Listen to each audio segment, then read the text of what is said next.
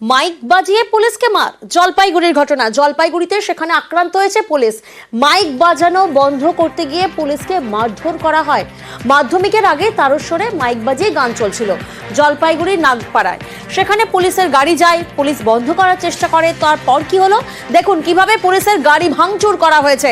৩৫ জনের নামে অভিযোগ দায়ের করা হয়েছে। অভিযুক্তদের খোঁজে তল্লাশি চালাচ্ছে পুলিশ।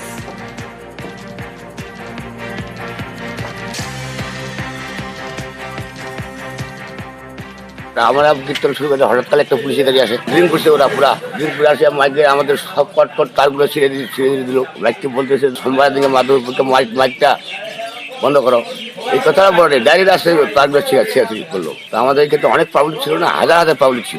পুলিশ ড্রিঙ্ক করা ছিল? হ্যাঁ, ড্রিঙ্ক করা ছিল। তারপরে নিজে ড্রিঙ্ক করা ছিল। যত পাবলিক পুলিশকে ধাক্কাধাক্কি করে কেউ গাড়িতে উঠে দিল।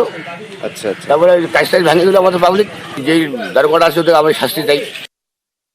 পুলিশ মাধ্যমিকের সময় কোনোভাবেই কোনো গান বরদাস্ত করবে না। আমরা কালকে এটা 12টা 12:30টার মধ্যে হয়েছে, আমরা সবারই নাম পেয়েছি এবং তাদেরকে অ্যারেস্ট করে আইনগতভাবে ব্যবস্থা নেওয়া হবে।